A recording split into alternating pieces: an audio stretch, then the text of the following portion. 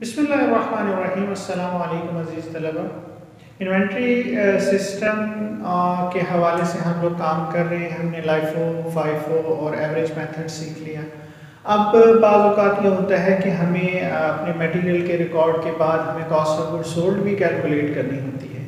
तो आज के इस लेक्चर में हम ये देखेंगे कि लाइफो, फाइफो या एवरेज मेथड को इस्तेमाल करने के बाद किस तरीके से हम मटेरियल की जो कॉस्ट है वो कैलकुलेट करेंगे और किस तरह से जो है वो हम जो है वो कॉस्ट ऑफ गुड्स सोल्ड जो है वो कैलकुलेट करेंगे। यहाँ हमारा परफॉर्मा वही है मटेरियल लेजर कार्ड का। इसमें अब हम ट्रांजैक्शन इंटर करते हैं। लिखा हुआ है कि एक company produces A product from a single raw material. एक ही रॉ मटेरियल है और उससे वो अशिया बना रही है। Following are receipts and issue of the material during a week. एक हफ्ते का जो है वो रिकॉर्ड दिया गया है। सबसे पहले बैलेंस है आपके पास 1000 यूनिट्स एट ₹5 पर यूनिट। ये आपका बैलेंस तो क्या डेट नहीं मेंशन है तो हम फिलहाल इसको डेट को छोड़ देंगे। बैलेंस आपने डायरेक्ट बैलेंस के कॉलम में मेंशन कर देना है। 1000 यूनिट्स हैं, ₹5 का एक यूनिट है तो इसका मतलब ये हो गया कि ये 5000 की जो है वो टोटल हमारे पास क्वांटिटी मौजूद है। रिसीव किए हैं 400 यूनिट्स एट ₹5.50। हमने यूनिट्स जो है वो रिसीव किए हैं तो हम यहाँ पे मेंशन कर देंगे रेफरेंस में रिसीव्ड हैं और ये 400 यूनिट्स हैं तो रिसीट के कॉलम में 5.50 इनकी प्राइस है। टोटल अमाउंट हमारे पास 2200 आ गई। अब रिकॉर्डिंग हम लाइफ और फाइफो में सेम ही करते हैं कि 1000 यूनिट हैं पहले जो हमारे पास ₹5 वाले हैं और 400 यूनिट हमारे पास आ गए हैं 5.50 वाले। तो अब दो मुख्तलिफ प्राइसेस वाले यूनिट्स जो हैं हमारे पास स्टॉक में मौजूद हैं। आगे है कि इशूड 500 यूनिट्स। हमने 500 यूनिट्स इशू किए। मैं यहाँ पे लाइफो को इस्तेमाल कर लेता हूँ ताकि क्लियर हो जाए। फाइफो लाइफो हम सीख चुके हैं तो आपने उसके मुताबिक डील करना है। मैं यहाँ पे लाइफो को एज्यूम कर रहा हूँ। 500 यूनिट्स हमने इशू करने हैं तो इशूड आ जाएंगे। अब हमने लास्ट वाले इशू करने हैं। लास्ट में हमारे पास 500 यूनिट्स नहीं है तो पहले 400 यूनिट्स इशू हो जाएंगे 5.50 के हिसाब से और 100 यूनिट्स जो है वो ₹5 वाले आ जाएंगे। तो ये जो है 500 के यूनिट्स हो गए तो 500 यूनिट मुकम्मल हो गया।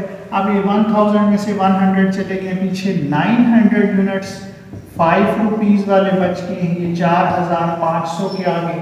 ये 400 यूनिट इशू हो गए तो अब हमारे पास एक ही प्राइस वाले यूनिट जो है वो बच गए।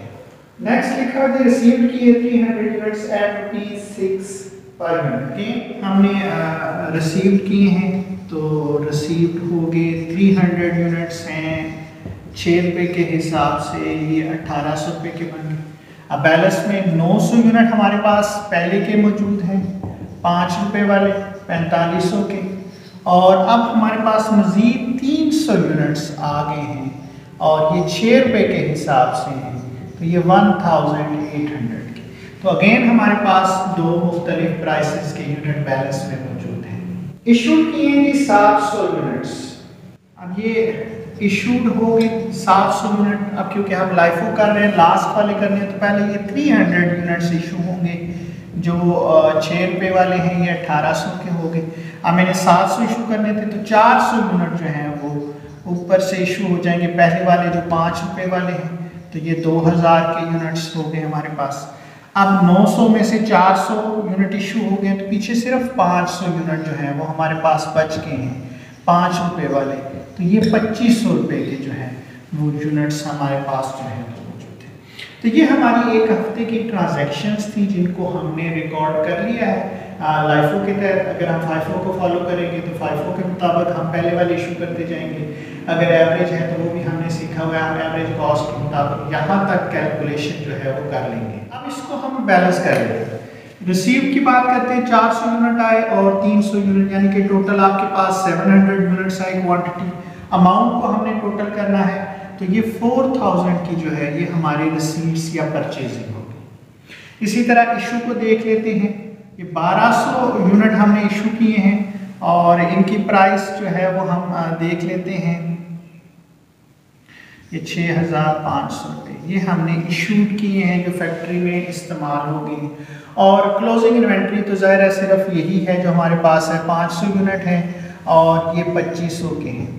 तो हम क्वांटिटी और अमाउंट को बैलेंस कर लेते हैं, इससे हमें पता चल जाता है कि कितनी क्वांटिटी हमने परचेज़ की, कितनी क्वांटिटी जो है वो इस्तेमाल होगी और कितनी क्वांटिटी जो है हमारे पास जो है वो बैलेंस में। सेम सिचुएशन, कितनी कीमत के यूनिट्स हमने टोटल ख़रीदे हैं और कितने हमने जो है वो इस्तेमाल करनी है और कितना बैलेंस जो है वो अमाउंट के हवाले से हमारे पास मौजूद है हमारे स्टॉक में।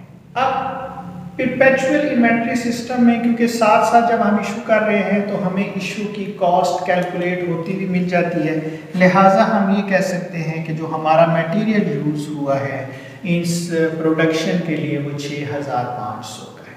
तो परपेचुअल में क्योंकि साथ साथ ट्रांजैक्शन हो रही होती है तो साथ साथ जो हम मटेरियल इस्तेमाल कर रहे हैं उसकी कॉस्ट कैलकुलेट हो रही होती है, इसलिए हमें कोई परेशानी नहीं होती।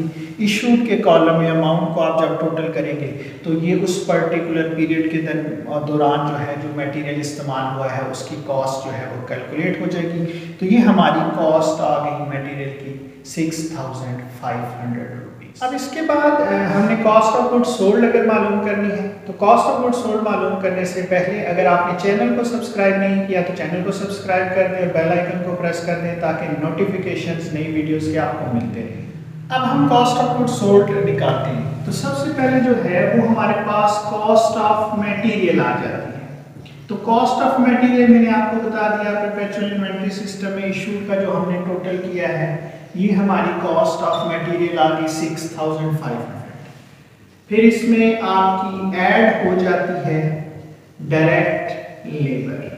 अब क्वेश्चन में आप देख लेते हैं, लिखा हुआ है जी direct labour for the week total ₹6,000। 6,000 रुपया जो है वो डायरेक्ट लेबर का है तो 6,000 हमारे पास आ गया। इसको हम प्राइम कॉस्ट का नाम भी देते हैं तो ये हमारे पास आ गई 12,500। अब इसमें जो तीसरा पॉइंट ऐड होता है वो हमारे होते हैं फैक्ट्री ओवरहेड। जो फैक्ट्री का खर्चा है वो हमने इसमें ऐड करना होता है। लिखा है factory overhead is applied at the rate of 75% of the direct labour cost. Applied rate है 75% है direct labour cost. Direct labour cost है 6,000। इस 6,000 का हम 75% ले लेंगे। 75% परसेंट आपको पता है मल्टीप्लाई करना है आपने और डिवाइड करना है 100 से, तो ये आप परसेंटेज जो है वो कैलकुलेट करेंगे तो ये 4,500 जो है वो आ जाएगी।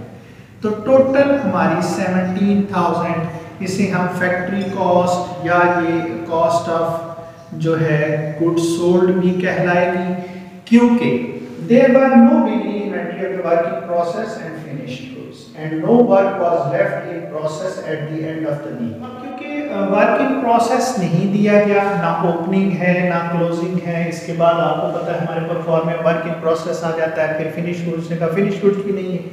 तो यही बेसिकली जो है वो हमारी cost of goods sold consider हो जाएगी। इसमें मेंशन है कि 1000 units of the products were manufactured. 1000 हमने बनाए हैं और वो आपको कह रहा है कि आप यूनिट कॉस्ट जो है वो भी बताएं कितनी है। तो हम यहाँ पे यूनिट कॉस्ट भी कैलकुलेट कर लेते हैं। फार्मूला आपको पता है, जो आपकी कॉस्ट ऑफ गुड्स मैन्युफैक्चर्ड आ जाती है उसको आपने यूनिट्स मैन्युफैक्चर्ड से डिवाइड करना होता है। कॉस्ट ऑफ गुड्स मैन्युफैक्चर्ड को जो आपने यूनिट्स मैन्युफैक्चर्ड किए हुए होते हैं उनसे आपने तकसीम करना होता है। तो ये 17,000 है और आपके यूनिट्स जो मैन्युफैक्चर हुए हैं वो 1000 के। इसका मतलब है कि 17 रुपीज़ पर यूनिट जो है ये आपकी कॉस्ट आ गई पर यूनिट। तो आपने यूनिट कॉस्ट भी जो है वो कैलकुलेट कर ली। तो उम्मीद है कि मटेरियल लेजर कार्ड बनाने के बाद कॉस्ट ऑफ मटेरियल मालूम करना और उसकी मदद से अगर वो हमें ये कहे कि cost of good sold calculate करे और यूनिट कॉस्ट कैलकुलेट करे तो वो आप कैलकुलेट करना जो है वो सीख चुके हैं। तो उम्मीद है कि ये बात आपको समझ में आ गई होगी। वीडियो अगर अच्छी लगी है तो इसे लाइक ज़रूर कीजिए।